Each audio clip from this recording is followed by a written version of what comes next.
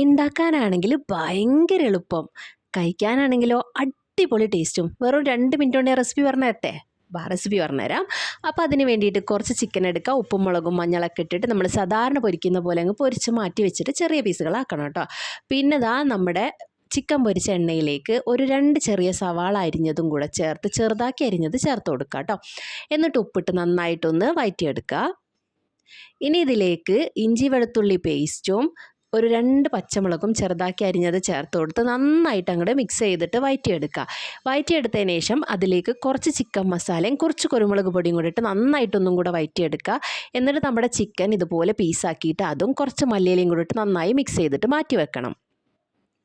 ഇനി ബേസ് ഉണ്ടാക്കാനായിട്ട് 2 മുട്ടയും പിന്നെ ഒരു 6 സ്ലൈസ് ബ്രെഡ്, കുറച്ച് ഉപ്പ്, പിന്നെ 1 ടീസ്പൂൺ കുരുമുളക് പൊടി, ഇത് അരച്ചെടുക്കാൻ ആവശ്യമായിട്ടുള്ള പാല്. അരച്ചെടുക്കാൻ ആവശ്യത്തിന് മാത്രമേ പാൽ ഒഴിക്കാൻ പാടുള്ളൂ. എന്നിട്ട് ഇതിനെ നന്നായിട്ടൊന്ന് അരച്ചെടുക്കാം. അപ്പോൾ അരച്ചെടുത്തിട്ടുണ്ട്. ഇനി ഒരു പാൻ ചൂടാക്കുക. ഒരു പഴയ പാൻ ചൂടാക്കിയിട്ട് അതിന് മുകളിൽ നമ്മളിത് ഉണ്ടാക്കാനുള്ള പാൻ വെക്കുക. അപ്പോൾ ഞാനിപ്പോൾ ചിക്കൻ പൊരിച്ച അതേ പാൻ തന്നെയാണ് വെച്ചിട്ടുള്ളത് കേട്ടോ. അതിലേക്ക് നമ്മൾ അരച്ച് വെച്ച ഈ കൂട്ടങ്ങട് ഒഴിച്ചു കൊടുക്കാം.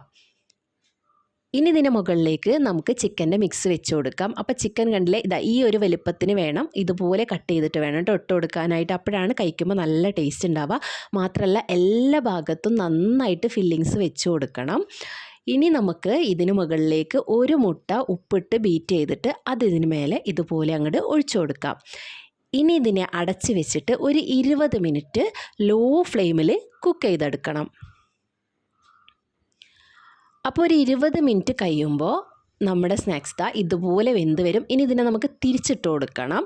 അപ്പോൾ ഞാനിപ്പോൾ ഇതുപോലെ ചട്ടുകം കൊണ്ട് തിരിച്ചിടാൻ ശ്രമിച്ചതാണ്, പക്ഷെ നടന്നില്ല. അപ്പോൾ ഇതുപോലെ പ്ലേറ്റ് വെക്കുക, ഇങ്ങനെ തിരിച്ചിടുക, എന്നിട്ട് ഇതിനെ നേരെ പാനിലേക്ക് ഇട്ട് കൊടുക്കുക കേട്ടോ. ഇനി ഇതിനെ നമുക്ക് സ്റ്റൗവിൽ വെച്ചിട്ട് ഒരു 5 മിനിറ്റും കൂടി ഒന്ന് കുക്ക് ചെയ്തെടുത്താൽ അടിപൊളിയായിട്ടുള്ള സ്നാക്സ് റെഡിയായി. അപ്പോൾ എല്ലാവർക്കും ഇഷ്ടമായി എന്ന് വിചാരിക്കുന്നു. ഇഷ്ടമായ ലൈക്ക് ചെയ്യുക, ഷെയർ ചെയ്യുക, സബ്സ്ക്രൈബ് ചെയ്യുക. താങ്ക്